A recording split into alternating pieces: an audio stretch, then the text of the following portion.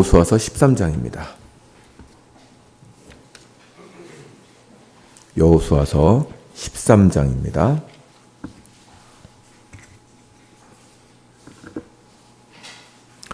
1절부터 7절까지 말씀입니다.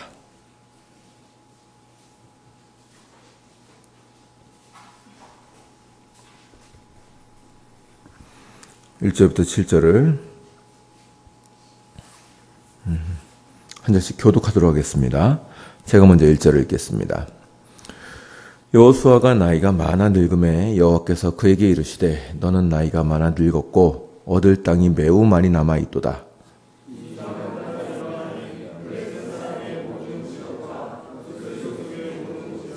곧 애굽 앞 시을 시내에서부터 가나안 사람에게 속한 북쪽 에그론 경계까지와 블레셋 사람의 5 통치자들의 땅, 곧 가사 족속과 아스도 족속과 아스글론 족속과 가드 족속과 에그론 족속과 또 남쪽 아위 족속의 땅과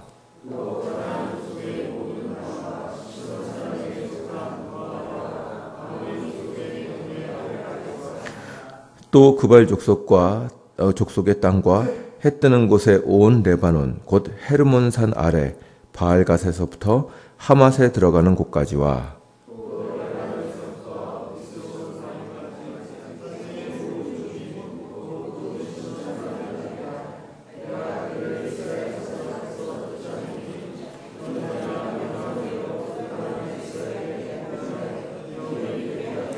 다 같이 읽겠습니다. 너는 이 땅을 9지파와 므낫세 반지파에게 나누어 기업이 되게 하라 하셨더라. 아멘.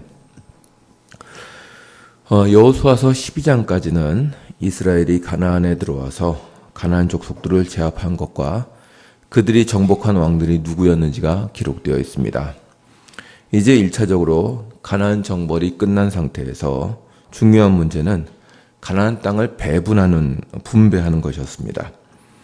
여호수아서 13장부터 19장까지는 이스라엘의 가나안 땅 분배가 기록되어 있습니다. 이 기록들 중에서 오늘 볼 13장은 요단강 동편에 있는 땅을 어떻게 분배하였는지에 대한 기록이 나와 있습니다. 그러면 어떤 내용인지 전체적으로 먼저 좀 보겠습니다. 13장 1절부터 7절까지는 하나님께서 여호수아에게 당부하시는 내용이 나옵니다. 여호수아도 이제 나이가 많게 되었습니다. 하나님은 여호수아에게 그의 사역을 정리하면서 이스라엘 백성들에게 땅을 나누어 주고 그들에게 당부하여 남은 땅을 점령하게 하라고 하십니다. 이 땅은 요단강 서쪽에 있는 땅으로서 아직 가나안 족속들이 지배하고 있었습니다. 그 남은 지역이 2절부터 6절까지 나와 있고 이 땅을 요단 서쪽에 살게 될 9지파와 므낫세 반지파에게 나누어 주어 점령하게 하라고 말씀하십니다. 그리고 8절부터는 요단 동편에 루벤, 갓, 므낫세 반지파에게 나누어 줄 땅에 대해서 기록되어 있습니다. 그리고 14절에는 제사장 지파인 레위 지파에게는 기업을 주지 않았다는 것이 기록되어 있습니다. 그 다음은 지파별로 배분된 땅이 기록되어 있습니다. 15절부터 23절까지는 루벤 지파에게 준 땅이 기록되어 있습니다.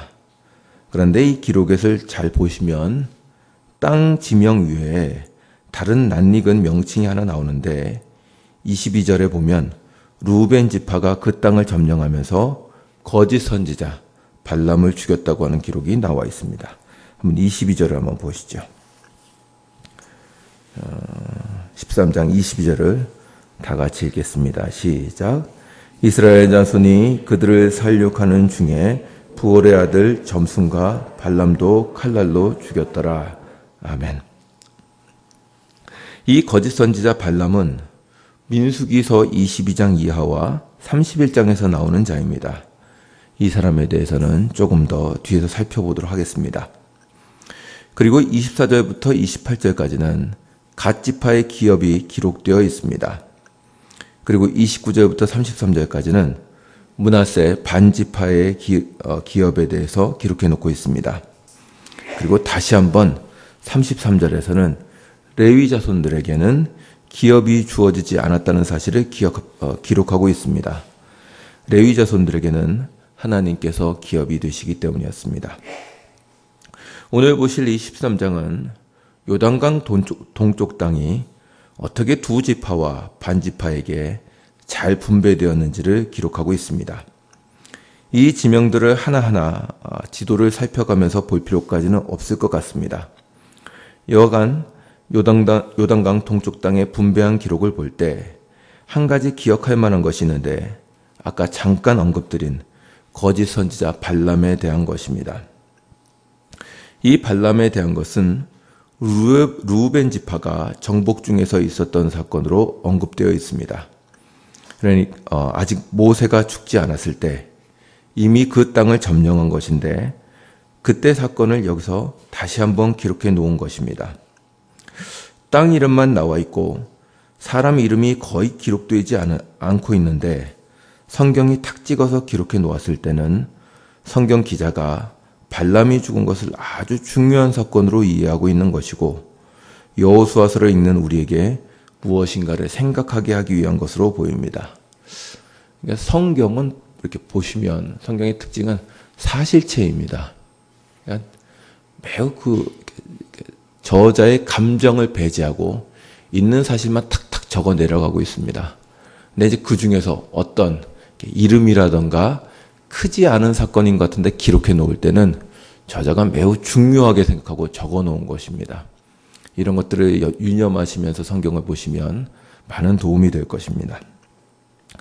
그러면 이제 왜 발람에 대해서 기록해 놓은지를 좀 생각해 보도록 하겠습니다. 이 발람은 아주 묘한 사람입니다. 민수기를 보면 발람은 이방 사람이지만 여호와를 아는 자로 되어 있습니다. 그리고 실제로 하나님으로부터 어떤 계시도 받고 해서 그 당시 꽤 영험하다고 소문난 무당이었던 것으로 보입니다. 그러면 그가 여호와를 알고 있었으니까 좋은 성도였느냐 할 때는 그렇지 못했습니다. 그는 돈을 쫓는 거짓 선지자였습니다. 그는 미디안 족속과 모압 족속의 왕인 발락의 부탁을 받고 이스라엘을 저주하려고 하였습니다. 그가 하나님을 알고 있었다면 분명히 하나님께서 이스라엘을 저주하는 것을 원치 않는 것도 알았을 텐데 그는 돈에 눈이 어두워 그 일을 하려고 하다가 천사로부터 죽음의 경고를 듣고 저주를 포기하게 됩니다. 이스라엘을 3번 저주하려고 하였으나 오히려 하나님께 붙잡혀 3번 축복하고 고향으로 돌아간 자입니다. 그래서 베드로 후서 2장 15절부터 16절을 보면 그는 불의의 싹을 사랑한 거짓 선지자로 묘사되어 있습니다. 이렇게 발람이 이스라엘을 저주하려다가 실패하였다 하는 것이 민수기 22장부터 24장까지의 내용입니다. 그런데 이것이 발람 선지자의 활동의 전부가 아니었습니다. 발람 선지자는 이렇게 이스라엘을 해할 수 없게 되자 다른 흉계를 꾸면서 이스라엘을 실족시켰습니다. 그것이 민수기 25장에 기록되어 있는 사건입니다. 이걸 한번 같이 보시죠. 민수기 25장 1절입니다.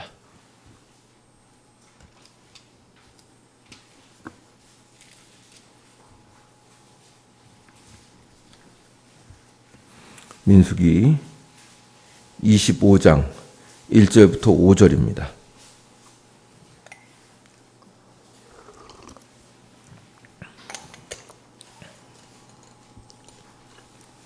한 절씩 교독하도록 하겠습니다. 제가 먼저 1절 읽겠습니다. 이스라엘이 시딤에 머물러 있더니 그 백성이 모압 여자들과 음행하기를 시작하니라.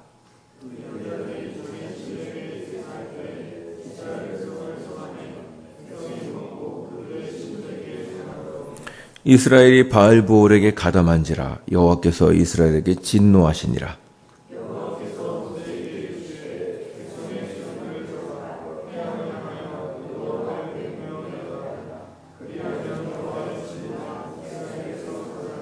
다 같이 읽겠습니다.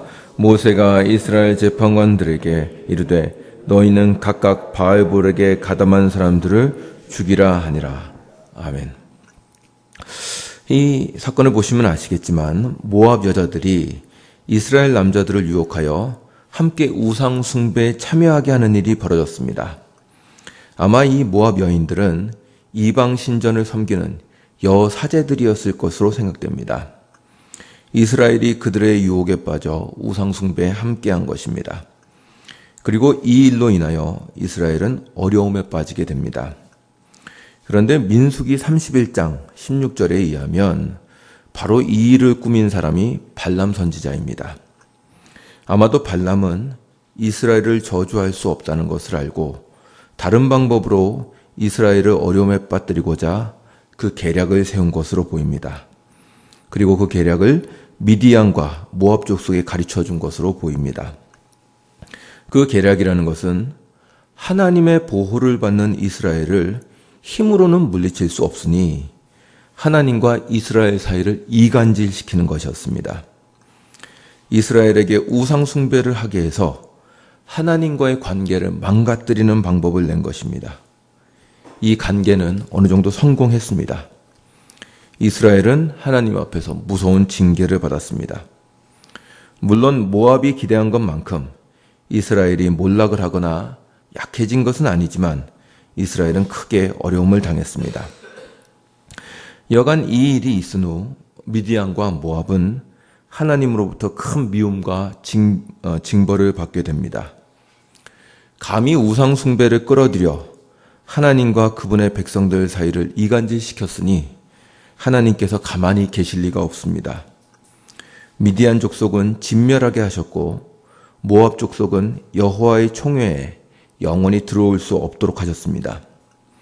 하나님은 이스라엘 백성들에게 모압을 위해서는 평안을 구하지 말라고 하셨습니다. 그리고 이 일에 주도적인 일을 했던 발람 선지자는 미디안 족속을 진멸할 때 함께 죽은 것으로 기록되어 있습니다.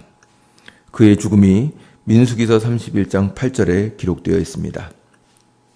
민수기가 그의 죽음을 분명하게 기록해 놓은 것을 볼 때 그의 죽음은 하나님의 심판이라는 사실을 분명하게 보여주기 위한 것으로 보입니다. 그리고 이러한 발람의 사건을 여호수아서에서 아까 보신 13장 22절에서 다시 한번 반복하여 백성들에게 경고하고 있는 것입니다. 비록 그 큰 땅에서 그저 발람 한 명 죽은 것에 불과하지만 복술과 발람을 죽였다고 함으로써 그때 무슨 일이 있었는지 앞으로 가나안 동편과 서편에서 하나님 나라를 이루어야 하는 이스라엘 백성들이 무엇을 조심해야 하는지를 분명하게 주지시키고 있는 것입니다.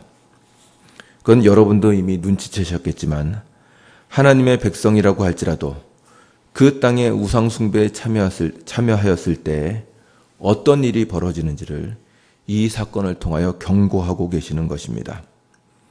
여호수아서 기자는 이스라엘 백성들이 이 사건을 기억하여 그들이 다시는 그러한 일을 반복하지 않도록 경고하고 있는 것입니다. 왜냐하면 그분의 백성들이라고 할지라도 우상 숭배로 들어갈 때에는 하나님께서 그들을 징벌하지 않으실 수 없기 때문입니다.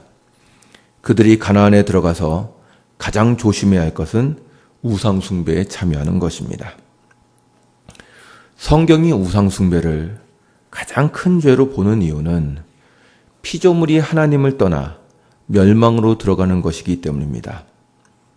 성경이 우상 숭배를 막는 이유는 단지 하나님이 시기가 많으셔서 다른 신을 섬기는 것을 못 보시기 때문이 아닙니다. 이 세상은 하나님이 창조하셨고 그분으로 인하여 유지되며 복을 누리게 되어 있습니다. 그리고 창조주요 구원주이신 하나님을 떠나는 것은 죽음이요 멸망입니다. 하나님만이 생명과 진리를 주실 수 있기 때문입니다. 그분을 떠나는 것 자체가 멸망으로 들어가는 것입니다. 그렇게 하나님은 이스라엘 백성들에게 우상 숭배를 들어가는 것을 결사적으로 막으십니다. 하나님의 백성들이 하나님을 떠난다면 그들이 어떤 생명과 진리로 살며 그들 자신을 유지할 수 있겠습니까?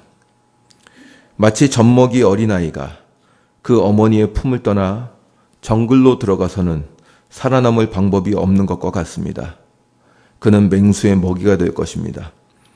운이 좋아서 살아남는다고 해봐야 정상적인 인격을 가진 사람으로 자랄 수가 없을 것입니다.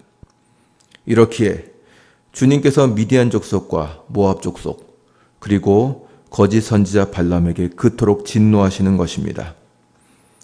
그 자녀를 부모의 품에서 빼앗아 납치하려고 하는 납치범을 그냥 보아 넘기는 부모가 어디 있겠습니까? 평생의 원수가 될 수밖에 없습니다. 주님은 그렇기에 미디안과 모압이 여호와의 총회에 들어올 수 없다고 하십니다.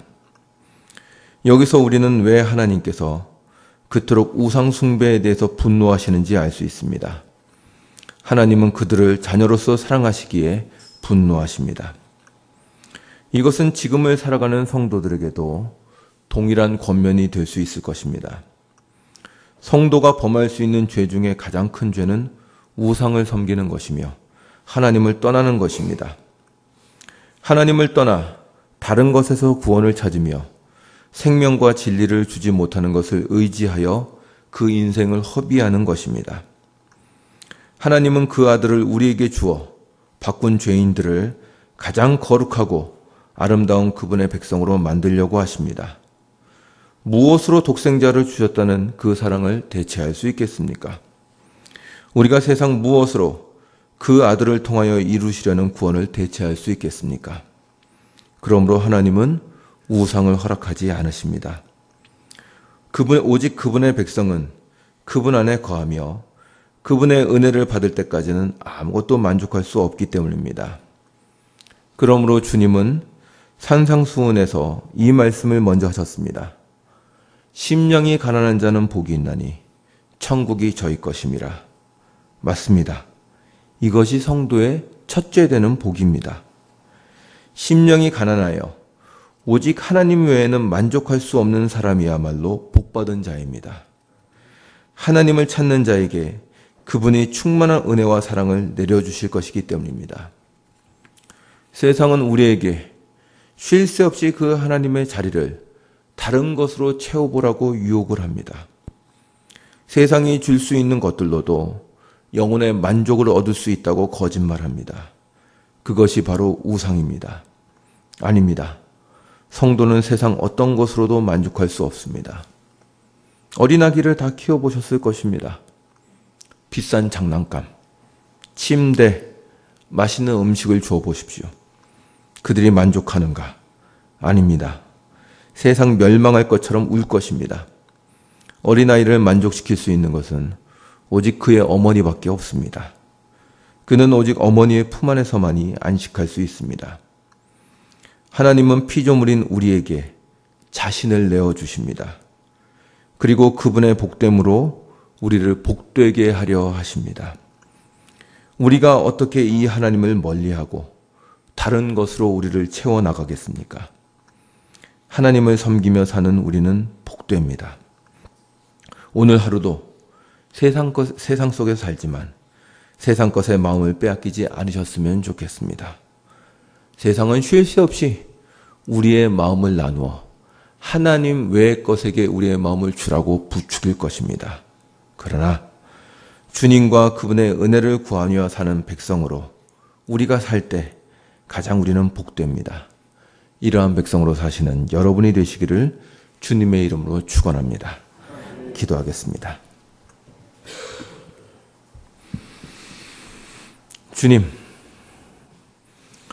주님께서 거짓 선지자 발람에게 그토록 진노하시며 그의 이름을 반복하여 성경에 기록하시는 것은 이스라엘 백성들로 하여금 다시는 우상 숭배에 들어가지 말라고 경고하시기 위한 것임을 알고 있습니다. 주님, 이 경고는 여전히 우리에게도 유효합니다. 세상은 우리에게 우상을 나누어 주며 세상의 것으로 우리 자신을 채우고 만족함을 얻어보라고 우리를 부추깁니다. 그러나 우리는 잘합니다. 그것이 우리 영혼의 만족이 될 수 없으며 오직 하나님과 그분이 보내신 자 예수 그리스도의 은혜 외에는 우리를 만족시킬 수 있는 것은 없습니다. 우상을 멀리하며 세상을 멀리하며 오직 하나님으로 만족하며 사는 우리 자신이 될 수 있도록 은혜를 베풀어 주시옵소서. 오늘 하루도 주님과 함께 동행하는 삶이 되게 하여 주시옵소서. 감사드리며 예수님의 이름으로 기도드리옵나이다. 아멘. 하늘의